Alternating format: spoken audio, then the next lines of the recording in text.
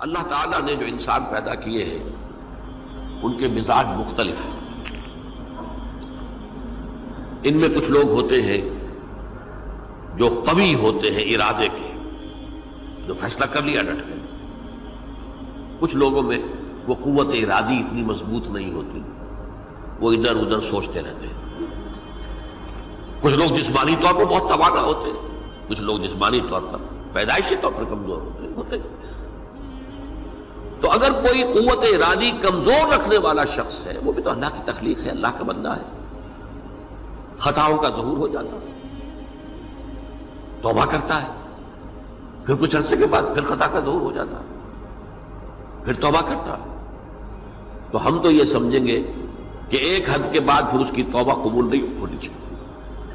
لیکن حدیث سنیے، وعن ابی ہریرہ رضی اللہ تعالی عنہ قال قال رسول اللہ صلی اللہ علیہ وسلم ان عبدا اذنب ذنبا، یقیناً ایک بندہ جو ہے وہ ایک گناہ کرتا ہے، فقال، پھر وہ کہتا ہے رب، اے میرے پروردگار، اذنبت فاغفر لی، مجھ سے گناہ ہو گیا ہے، مجھے معاف فرما دے۔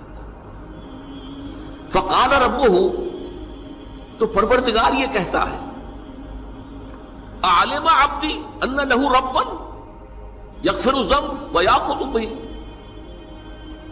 میرا یہ بندہ یہ جانتا ہے کہ اس کا ایک رب ہے جو گناہ معاف بھی کر سکتا ہے اور سزا دے بھی سکتا ہے۔ کیا معنی ہوئے؟ گناہ اس نے کیا ہے لیکن جانتا ہے اللہ کو کہ وہ معاف بھی فرما سکتا ہے، تبھی تو وہ اللہ سے معافی کی درخواست کر رہا ہے۔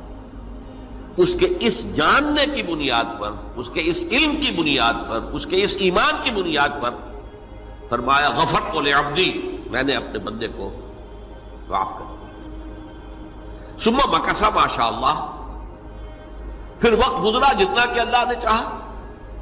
ثم اذنب ذنبا، پھر اس سے گناہ ہو گیا۔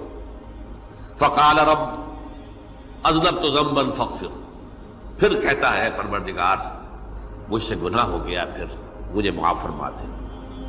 فقال ربہ، اللہ فرماتا ہے عالم عبدی ان لہ ربا یغفر الذنب ویاخذ بہ، میرا بندہ ہے نا جو جانتا ہے کہ اس کا ایک رب ہے، ایمان باللہ اس کے اندر ہے، تبھی تو پکار رہا ہے، اور یہ بھی جانتا ہے کہ وہ گناہ معاف بھی کر سکتا ہے اور چاہے تو پکڑ بھی سکتا ہے، سزا بھی دے سکتا ہے۔ تو فرمایا، اللہ تعالیٰ فرماتے ہیں میں نے فرمایا کہ میں نے معاف کر دیا۔ ثم مکث ما شاء اللہ، پھر ایک عرصہ گزرا اس کے بعد، ثم اذنب ذنبا، پھر اس نے گناہ کیا۔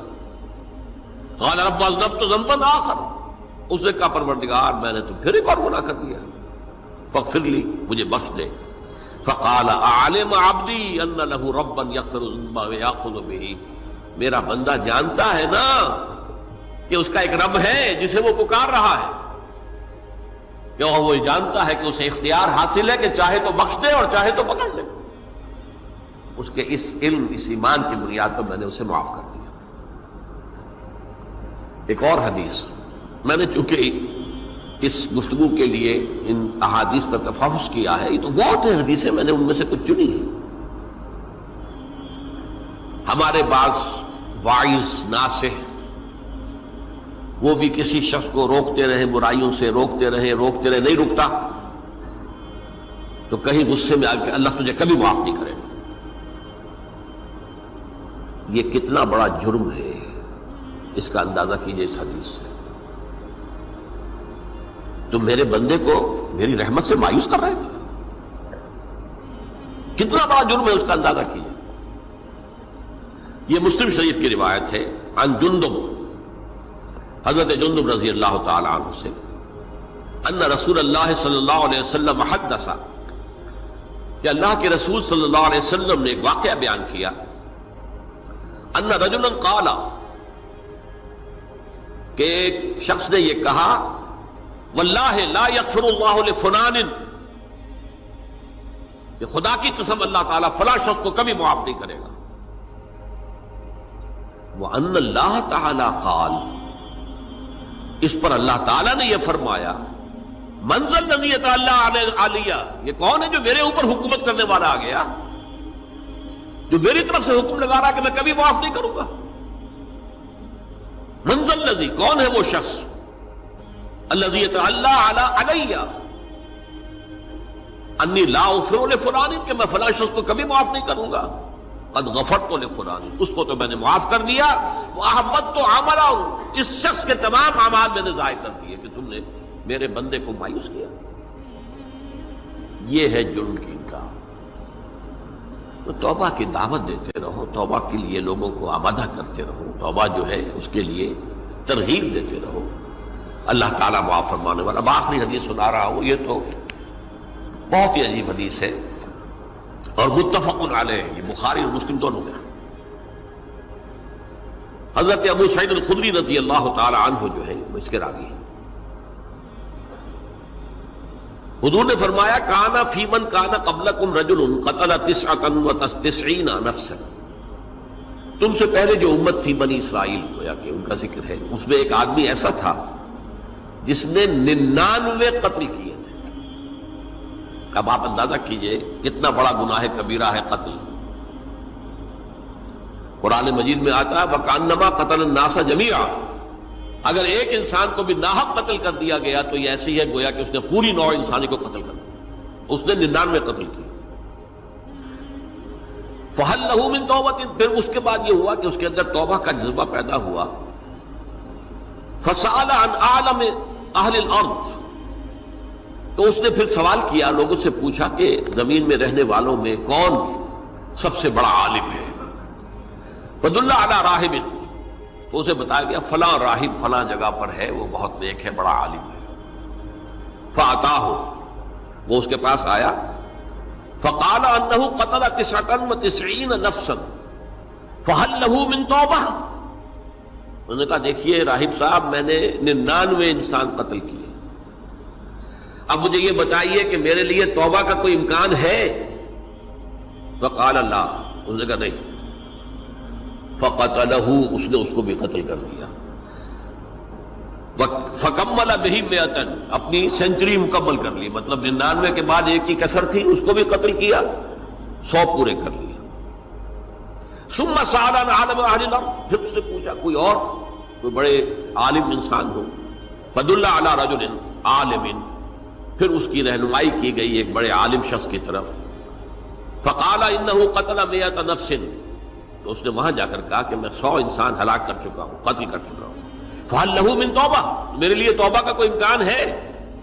فَقَالَ نَعَمْ، کہا کیوں نہیں، 100 قتل کیے تب بھی کیا ہے، توبہ کا راستہ دروازہ کھلا ہوا، مَا لَمْ يُغَرْغِرْ، جب تک کہ وہ گھنگرو نہیں بج رہا، اس وقت تک تمہارے توبہ کا دروازہ کھلا ہوا ہے۔ فرمایا نعم، وَمَن يَحُولُ بَيْنَهُ وَبَيْنَ التَّوْبَةِ، تمہاری توبہ کے درمیان اور تمہارے درمیان کون حائل ہو سکتا ہے، توبہ کا دروازہ کھلا ہے۔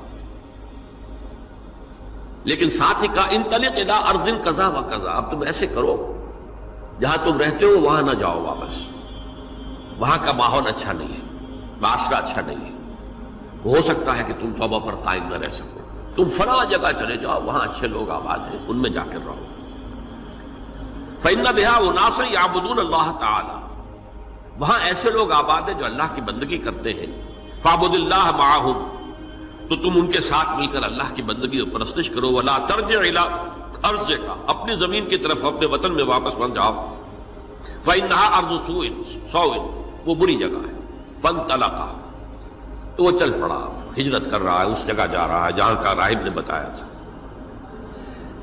حتی اذا نصف الطریق، جب آدھا راستہ اس نے پورا کر لیا، اتاہ الموت، موت آ گئی۔ فاختصمت فیہ ملائکۃ الرحمت و ملائکۃ العذاب، اب وہ جہنم کے فرشتے بھی آ گئے اس کی جان قبض کرنے کو، اور جنت کے بھی آ گئے۔ فقالت ملائکۃ الرحمہ، رحمت والے جو فرشتے ہیں جنت والے، انہوں نے کہا جا تائبا مقبلا بقلبہ للہ تعالی، یہ شخص توبہ کر کے اللہ تعالیٰ کی طرف ہجرت کر رہا تھا، اس لیے اس کی نیت کی بنیاد پر اب یہ جنتی ہے، لہذا اس کی روح ہم قبض کریں۔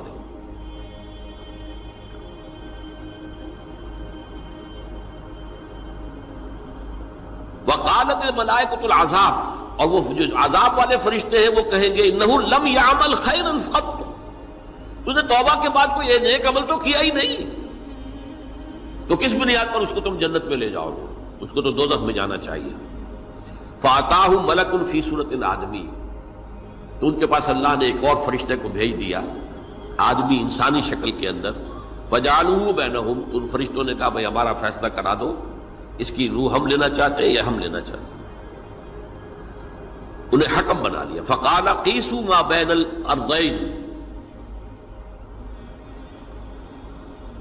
فإلی ایتہما کان اقرب، کہ تم فاصلہ ناپ لو جہاں سے وہ چلا ہے اور جہاں جا رہا تھا اور یہاں اس کی موت ہو رہی ہے، تو کون سا فاصلہ زیادہ ہے؟